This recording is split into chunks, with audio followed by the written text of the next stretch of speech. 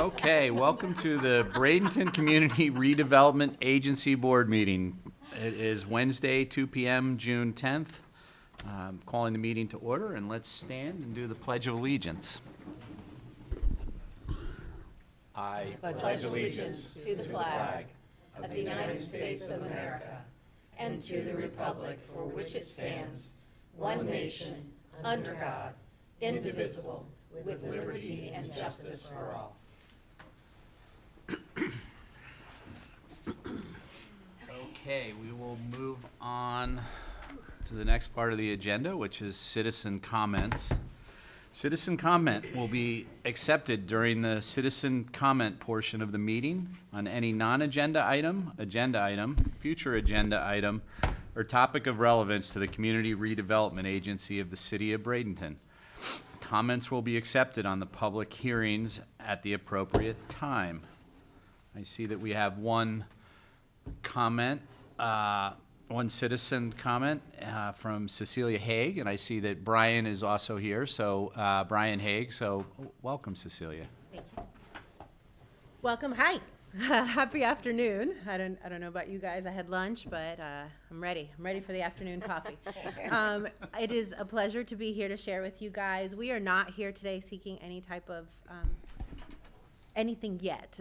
We are really here to just introduce you to a project that you may have heard a little bit about, but we have been working on for some time. We're really excited about this project, and we really just want to give you a preview of what we think is coming. We hope that you guys can get excited about as well. This is Gather 242, and it looks like it may need to be zoomed out, but I'm here to really just introduce you to it. Gather 242 will be on 13th Street. Thank you. It is going to be a community gathering space, specifically a food hall featuring 7 vendors, 2 private dining areas, as well as event space to be rented. Really the heart of Gather 242 is to bring the community together around some new dining options, all private chefs, no franchises, really just looking for a way to establish a new place for the community to gather, break bread, hang out in downtown Bradenton. That's what we're trying to do. And so the building itself is really cool. You guys are probably familiar with this building. You may take a look at that accordion entrance and say, hey, I've seen that before. This is a building that's been in the city for since 1922. We believe it was right next to what used to be the movie theater downtown, but it was the home of Bradenton Office Equipment. We think it may have been a part of a bank at some point. There's a massive safe in there that we cannot physically move, but we'll work into the decor because it's been there a lot longer than most of us. But we're very excited. It's a project that we hope brings about 45 to 50 jobs to the city between the individual chef vendors and just support staff and operations, as well as obviously enhancing tax revenue and just overall goodwill on Ms. Haig, I just wanted to stop you because I was remiss in saying so just for a second, and I stopped the timer, but I did want to mention that just to make sure that we were on the same page, 3 minutes, so you still have 2 minutes and 15 seconds left, but sorry to interrupt you. I did not make that clear at the outset, and I did not want to mess up your time. Well, that's all right. And I really was just trying to give you guys a preview of what's coming. Now that we have the projector, you can see a little bit more. This is the exterior of the building. We're keeping a lot of what the building looks like, what people recognize from the building. We're making the awning kind of a photo spot. You'll see that on the inside, but not today because that's a sneak peek picture. That'll come in the future. But just to give you a feel for what we're trying to do, very Bradenton, very coastal, very chic, though. We really do want to set a stage for what's coming to downtown Bradenton as we continue revitalization efforts just throughout the community. We live here. None of us are from here, but we believe we were born to live here. So we get really excited about being able to bring some of these like new things into the area, but honor the character of who we are. So this is the upstairs. I like to show this because it's a little bit of a different vibe. The picture looks a little dark, but something really cool about this building, there is Dade City pine on the floors in this building, and they are intact. We have a plan to revitalize them, refresh them, as well as the wood beams that you see are all original, and also some really, really cool plaster bricks inside as well. So really neat place to just kind of see, hey, this is what we used to look like, and now we can still do that, but do it in a different way, bringing people together. And then we're adding this because who doesn't love to be out here most of the year? This is a rooftop garden that will be on the outside, with plenty of area for kids and families to hang out. And then just the picture of the back of the building, we think this is important because this is in an area that needs a lot of attention and support from a lighting perspective, safety perspective, and one of the things we were really intentional to do is incorporate that into our design. We believe it will bring lots of people down there, but we want them to be safe, so. Did I go over, Kemp? No. Hey! You know what? 20 seconds short of it. So thank you very much, Ms. Haig. I really appreciate it. I also see that Jeff is here as well. So welcome to all of you. Anyone have any? Ask a quick question. Yes. Weren't you looking at a different building at one Yes, point? ma'am. I thought- We've been at this project for some time. yeah. We spent quite a bit of time and some On the dollars corner, I think. on the Di Harrison Yeah, building, yeah. the beautiful building. Yeah, But it we is. got But this- relocated. I like this. Thank you. We like it too. We're excited. 13th seems to be the revival street, so. Yeah, it's a beautiful block. I look forward to Yeah. this addition as well. You know, a lot of potential. So thank you. Any comments? Nothing else? Have a great day, everybody. Thank you. Thank you. care. Okay, moving on to the consent agenda. Everyone had a chance to review it? Any discussion, motion? I'll make a motion to approve consent agenda. Okay. Second. We have a motion by Vice Mayor Coker and a second by Ms. Coachman. All in favor, say aye. Aye. The motion passes unanimously. So we will move on to the Tamiami Trail CRA. Mr. Chairman, this is a follow-up to this morning's discussion regarding the sales agreement and the impact fees and that discussion. So it's on our agenda. We were following behind City Council. City Council has voted to not on let me get this right, on the Met 2B, with this inside the CRA, to not offer any impact fee waivers, and on the Met 3, which is in the CRA, and that's the shuffleboard court, to offer a 30% waiver. And on both projects, the CRA has offered to pay 70% of the impact fees, the city impact fees, for both projects to move them forward. Okay, thank you for that. Any discussion around it? Yeah. So it's 70% per project, even though one is not located in Yeah, CRA? and again, let me rephrase that. We didn't offer, the board has to make that decision. We just recommended to the city that the CRA could pay the impact fee 70%. And the reason it's 70% is because that is the measure of workforce housing in both projects. And obviously, we can put a paper together explaining multiple reasons why we can do this, mainly because of the affordable housing clause in our statute and on our plans, the removal of blight, because both properties are blighted statutorily, and and we can also provide the cost-benefit analysis showing how we can pay for this. I guess I I'm have just, a question too. I'm- Oh, go ahead. well, I'm confused. So one of them is not located in the, Both of them are located Both of in the them CRA. they are, Yeah, it okay. shuffles in there too. Okay. But, so Dr. Burton, just to be clear, Met 2 is 70% CRA, Met 2B, Met 2B, yes. and Met 3 is Nothing. also 70%. And then Met 3 is 70% CRA, city's taking care of the other 30%. Yes. So the city on Met 2B is Waiving. They're not waiving. They're not waiving impact fees on 2B. 2B, understood. The developer's picking up the Got it. 30% on that. Got it. Question.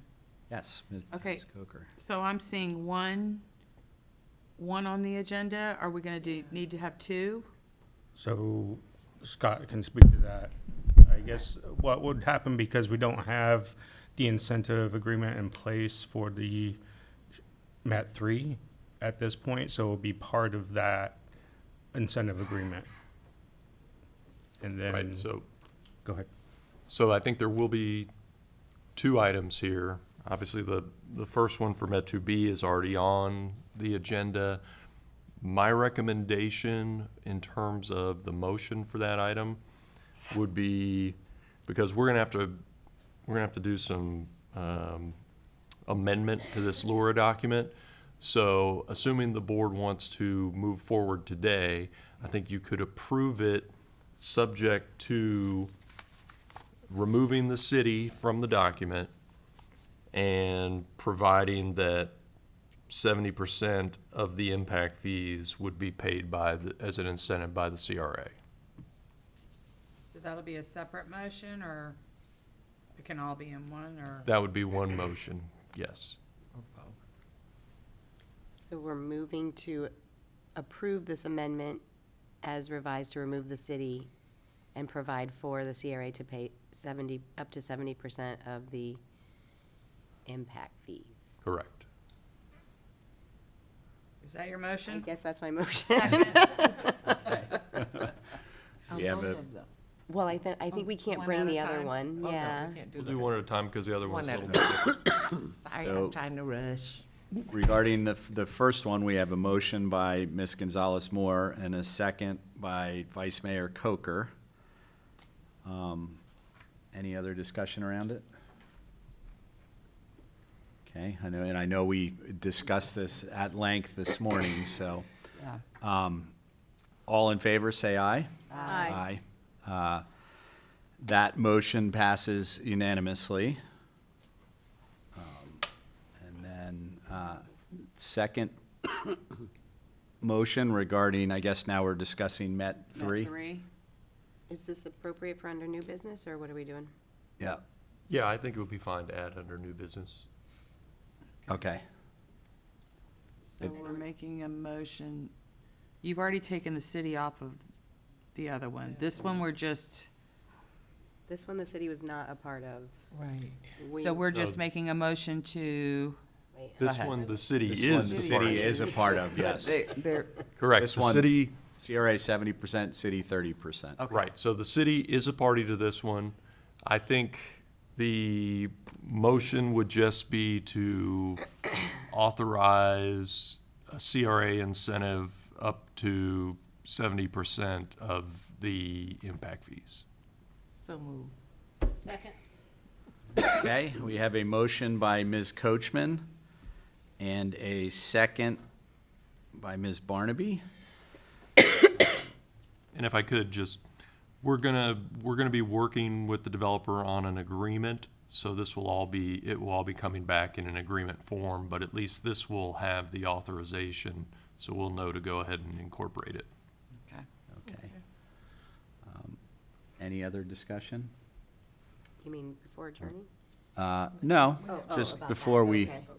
yeah, before we vote. Just, I don't know, I always move so quickly, I'm I know, like. I can't even with this. Okay, so we have a motion and a second on the table. All in favor, say aye. Aye. Aye. That motion passes unanimously. Mr. Burton, Yes, sir. Just briefly to continue this thought now that they have passed. We would like just to recommend that we get a workshop together with the city to discuss creating a policy for impact fees and any other potential city incentives that may be offered, that may be potentially asked for by a developer, so that we can have a policy in place. Because as I stated this morning, I like to move things fast, and policies really do help remove a lot of the clutter. And it helps the attorney too when he has to sit and draft. It just makes things so much easier. So we will get with the city and find out when they would like to put a workshop together and we'd probably want to include the EDC on that. That's the city's economic arm, so they're going to want to sit in on that so they understand that too, because this is kind of new territory for me. Usually the CRA just handles this kind of stuff and inside a CRA, but I've never had a city want to do incentives outside of CRA, but there's always room for something new. So we'll do that, and then also just to let you know that Love Park is still in purchasing and is working its way through there. And I will say this, purchasing does a good job. They really do move, very efficiently, and everything that, versus other places I've worked, it's been a pleasure to work with them. So they're getting it through. It's just going through the process.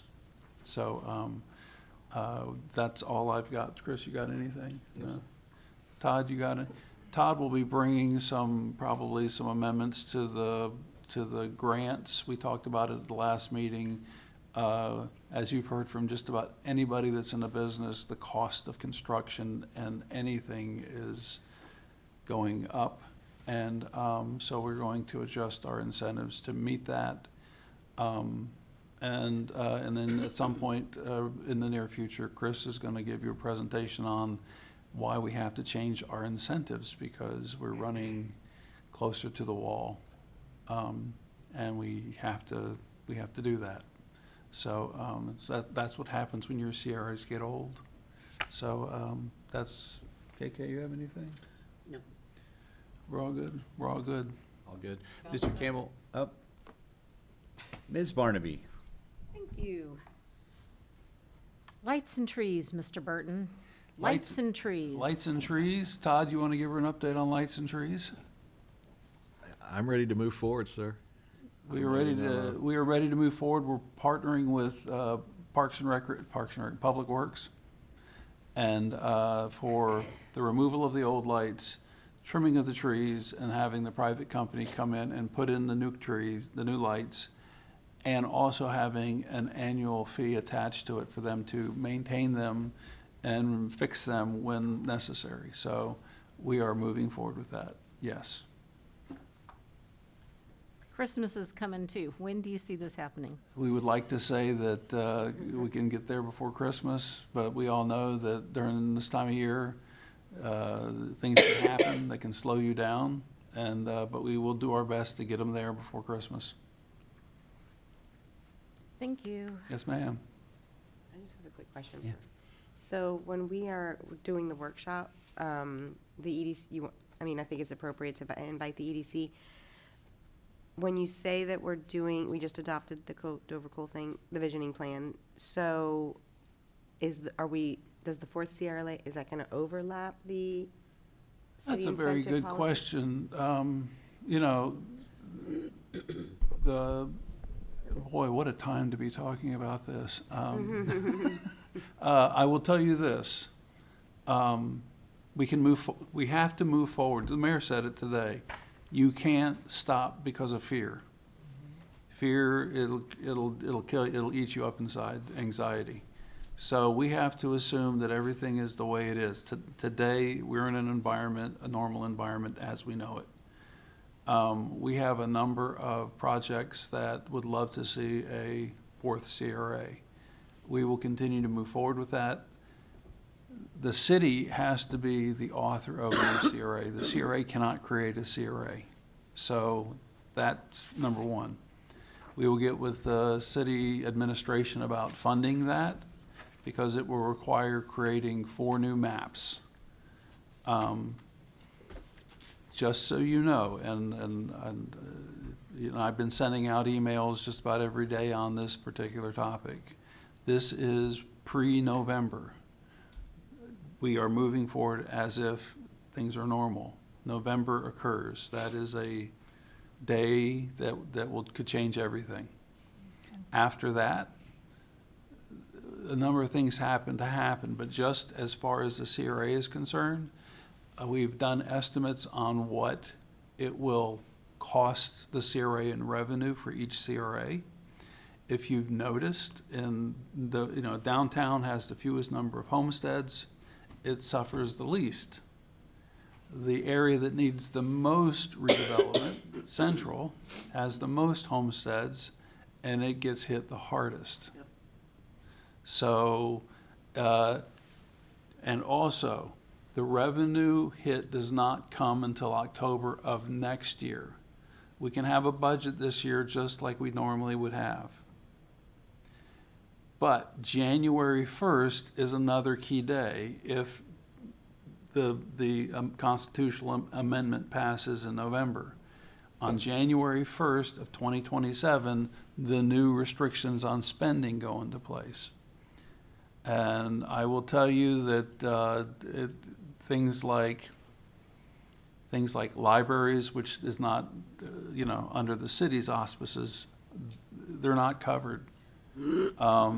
Neither are, there's a question about animal control and shelter. That's a question that has to be, there's a lot of questions and there are very few answers. Economic development is not under the auspices of what's been put in place. And again, this is a constitutional amendment, which is very hard to change once. It's not like a statute. This is something that is, if it gets put in place, it will be hard to amend and adjust, just because you have to go through the very same process it took to get there. So, I've had discussions with Scott. I've had discussions with other attorneys around the state, Florida League, the Florida Redevelopment Association, and we're all at a loss as to what this means, how it plays out, how the money works out. We would like to recommend that the city do the same thing that we're doing. We've got a consultant that's going to come in and do an ArcGIS analysis. I mean, what I gave you is fair, but he will give you more in-depth on what the numbers would look like. It's very important for us to know what the city looks like with this also. So, that being said, we continue today and tomorrow as if nothing has occurred, because nothing has occurred. So, and then at the same time, for the 4th CRA, we can move forward. We can move to the point of doing the slum and blight analysis. We can do an ordinance or a resolution depending on the attorney's pleasure, setting it up.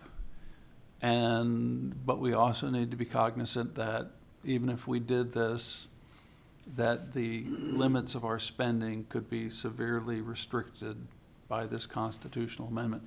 Affordable housing projects that the CRA, even though the CRA statute, that's a hallmark, no. Community policing is a yes, because it's in both the constitutional amendment and our statute, and our plan. So, Interesting. very interesting, and we'll need to have a little discussion too about, between now and November, if there are projects that we want to really move forward, we really need to consider moving, that we can't do after November or after January. We need to discuss that. It's an interesting time. So this is the first time this has ever happened to me, so, this isn't new, or this is new. Yeah, and it's change in the biggest form, because the people that are making the change can't give us answers. I was really, I mean, I'm thinking about when we're in the workshop, how we're addressing city incentives perhaps. But, you know, to some extent, most of that property potentially might be in a CRA still, so that I feel like that's still in play. As I mentioned this morning, anything that we do into the future, we may filter it by, do we incentivize anything that has a homestead exemption on it? Right. Since that home may not be paying anything into the system. That's a good point. Okay, that's one. We need to be looking at, a CRA can function under this new environment, but it won't be doing housing. Parks and recreation are off the table because it's not in that list of items. But policing is, but fire departments, the city can do, but the CRA can't. And economic development, you said, is not? Yeah. Does it define economic development? There are like 7 items that are in the amendment, and they're very general. And now, for instance, you know, we may be able to do infrastructure for new housing, but not the housing itself. So things like that, I think about incentives, and we may be able to, we talk to developers about this to figure out how it works, but we may be able to pay for fire suppression within the building, because that's fire safety. We may be able to pay impact fees to the city, because that's, all of those things, except for, well, I don't know if you're gonna have a parks impact fee. But those are all things we have to sit down, and the main thing is to sit with Scott and folks like Scott and go, and they're gonna be very cautious and careful about it, because it is an interesting thing. And and then of course there'll probably be some court cases somewhere in the future that test some of these things. Right, Scott? Yeah, so, we are doing, we're right, I can tell you this, that I talked with the FRA president last night. They're forming a committee, we're on the committee, and to figure out what this means to CRAs across the state of Florida. So, it's a brave new world. Understood, thank you. Any other discussion, comments? Mr. Campbell, I do have something for you. You mentioned to me 2 new board members in Tamiami Advisory Committee, is that? Yep, they were on consent. Yes, sir. We have 2 brand new, as of 10 minutes ago. And I believe one of them is here. Mr. Brian Moore is here in the audience. Would love for you to come up and just talk about yourself. He was a business owner, built a business, sold it, and has served on numerous boards. And we were able to recruit him with the help of Ms. Natress. And so, Brian, I'll let you just give a few minutes if you don't mind. Planned comments or anything, but just thank you for the opportunity to speak, and glad to jump in. I'll say that, like many people, present company, I didn't grow up here. I was a Minnesota kid, came for a quick vacation, fell in love with Anna Maria Island, and that's when I decided I would move to Florida. I've spent the last 20 years in Sarasota area, so I'm quite familiar with how that community has grown, driving through the arts and watching downtown expand. And I've fallen in love with a young lady who bought a house in the Village of the Arts. So I found myself back in Bradenton, and I see a similar opportunity. There's so much potential, and we're seeing St. Pete and Sarasota grow like crazy. And we think that there's a lot of young people that should be attracted to Bradenton because it's a little bit more affordable and has quite a bit to offer. So just excited to be part of that and contribute a little bit of my youthful energy if I still have some. I think so. Welcome that. Yeah. And just appreciate the opportunity. No, that's great, and welcome, and thank you. Nice. Appreciate it. We also had Wayne Chuck Nappy, who was unable to attend because he had to work today. But I think when you see him, you will notice him. He's a figure around town and in the Village of the Arts. Also currently lives with the Astoria on 9th. And so I think most of you might have met him there. He presented at that grand opening as well. So he's joining our board as well. Excellent. Okay, no further comments or discussions. It is 2:30 and we are adjourned.